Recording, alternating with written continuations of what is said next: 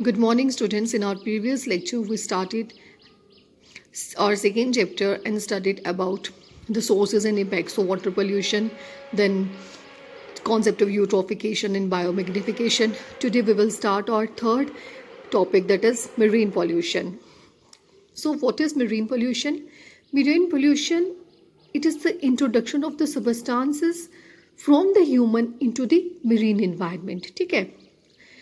Which can result in the deleterious effects such as harm to the living resources and also can pose to hazard to the human health, then hindrance to the marine activities including fishing, and this can also lead to the impairment of the quality of seawater. Now, what are the causes of main marine pollution? अब main source क्या है marine pollution के? Sources they can B sewage, garbage, agriculture discharge, biocides. Biocides means poisonous substances जैसे कि pesticides, then heavy metals. उसके बाद जो petroleum और ऑयल प्रोडक्ट्स जब ये लीक होते हैं सी वाटर में, they can also lead to the marine pollution. Moreover, dumping of radio nuclear waste, it can also cause the marine pollution. ठीक है. और एक मेजर कॉज क्या है? प्लास्टिक के लार्ज अमाउंट में डंपिंग होना सी और ओशियंस में. देन न्यूक्लाइड वेस्ट क्या होता है सी में? जैसे कि strontium 90, caesium 137, plutonium 239 and plutonium 240. Next, what is the effect of marine pollution? Whenever the pollutants they are added into sea, they can disperse because of turbulence and the ocean currents, and even they can also concentrate in the food chain. अब ये जो pollutants हैं, they can also sediment at the bottom of the sea. ठीक है. कैसे? By the process like adsorption, precipitation and accumulation. और जब कभी भी ये जो pollutants बायो एक्यूमुलेट हो जाते हैं फूड चेन में, they can result in the loss of species diversity. ठीक है. अब ये तो हुआ कि पॉल्यूटेंट्स कैसे डिस्पर्स होंगे, कैसे वो फूड चेन में एंटर करेंगे. अब क्या है, आपको पता है जो बहुत सीरियस पॉल्यूटेंट है मेरीन वाटर में पॉल्यूशन का, वो क्या है? ऑयल. ठीक है. अब ये ऑयल और ये जो पेट्रोलियम प्रोडक्ट्स हैं, ये कहाँ से आते हैं सी में? They can leak from the oil tankers. ठीक है. 285 मिलियन गैलन ऑफ जो ऑयल है, इसकी हर साल लीकेज होती है ओशियन में.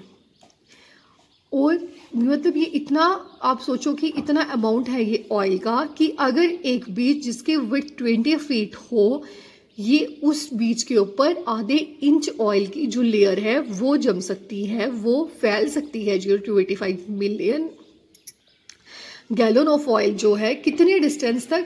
For the distance of 8633 miles. अब ये जो ऑयल पोल्यूशन है, ठीक है, अब अल्टीमेटली किसको इफेक्ट करेगा? It will damage the marine flora and fauna, including many, it will also affect many birds and invertebrates. You will be very surprised to know कि 50,000 से लेके 2.5 लाख जो बर्ड्स हैं वो हर साल because of the spillage of oil they get killed. क्यों? Because ये जो ऑयल होता है वो उनके फेदर्स उसको सो कर लेते हैं. ठीक है. The oil displaces the air, it interferes with the buoyancy, the birds can't fly and finally they die. Moreover, जो हाइड्रोकार्बन्स और बेंच पायरीन्स जब ये एक्यूमुलेट हो जाते हैं फूड चेन में, और जब मैन जो है उन फिशेस को कंज्यूम करता है, that these chemicals they can cause cancer in the human beings. Moreover, जब ये इन डिटर्जेंट्स को क्लीन करने के लिए ये जो डिटर्जेंट्स यूज़ किए जाते हैं ऑयल के स्पिलेज को क्लीन करने के लिए, it can also cause harm to the marine life. Then on next topic is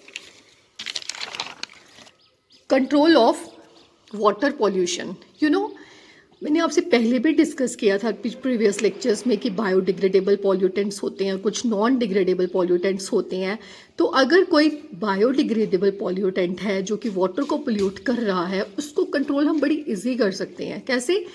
जहाँ जिस सोर्स से बायोडिग्रेडेबल पॉल्यूटेंट्स जहाँ से एंटर हो रहे हैं पानी में, हम उसी लेवल पे उनको कंट्रोल कर सकते हैं।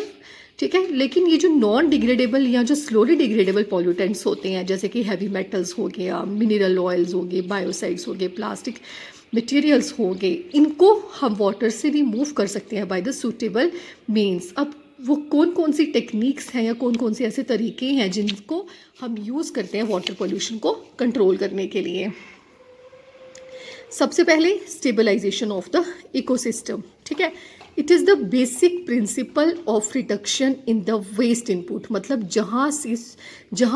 जहाँ पे पॉल्यूटेंट्स रिलीज हो रहे हैं, मतलब जहाँ से सोर्स है पॉल्यूटेंट्स, अब वहीं पर हम क्या करेंगे, वेस्ट इनपुट को जो है वो रिड्यूस कर देंगे, वहीं से हम वेस्ट जो है वो कम डालेंगे पानी में। ठीक है, उसके बाद we can also do the harvesting and removal of the biomass. Then we can also do fish management and aeration. ठीक है, सो हम बहुत सारे बायोलॉजिकल और फिजिकल मैथड्स को यूज़ कर सकते हैं स्पीशीज डाइवर्सिटी को रिस्टोर करने के लिए और इकोलॉजिकल बैलेंस को वाटर में मेंटेन करने के लिए, in order to prevent the pollution. Then उसके बाद बहुत तरह के जो वेस्टेज होते हैं, जैसे कि इंडस्ट्रियल एफ्लुएंस, जैसे पेपर पल्प हो गया, जब बाकी जो इंडस्ट्रियल केमिकल्स हो गए या जो सवेज हो गया, they can be recycle to beneficial use. So it will come under the heading reutilization and recycling of waste. For example, in Okhla, New Delhi, एक बहुत बड़ा ट्रीटमेंट प्लांट चल रहा है for the sewage recycling. Okay, then NEERI, that is the national environment engineering research institute at Nagpur.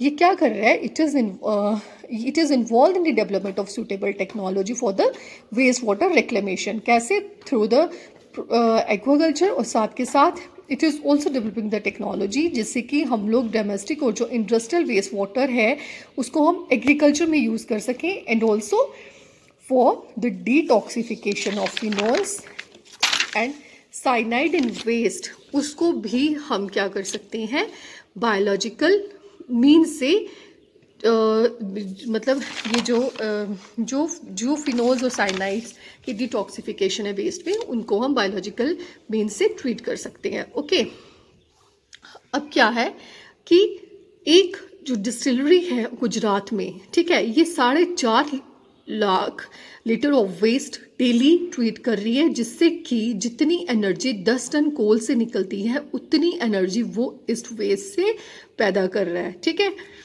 Then removal of pollutants. ठीक है, बहुत सारे पॉल्यूटेंट्स जैसे कि रेडियो एक्टिव, केमिकल या बायोलॉजिकल जो कि वाटर बॉडी में प्रेजेंट होते हैं, उनको हम बहुत सारे मैथड से ट्रीट कर सकते हैं और रिमूव कर सकते हैं। जैसे कि कौन कौन से मैथड्स होंगे, जैसे एब्जॉर्प्शन हो गया, इलेक्ट्रोडायलिसिस हो गया, आयन एक्सचेंज हो गया, रिवर्स ऑस्मोसिस हो गया। ठीक है, अब जो रिवर्स ऑस्मोसिस है इसको हम कॉमनली यूज़ करते हैं to desalinate the brackish water and also to purify the water from the sewage. अब एक recent study रिपोर्ट की है wall street journal of America, और उसने ये क्लेम किया है कि हम लोग सोलर पावर का भी यूज़ कर सकते हैं to clean up the polluted water.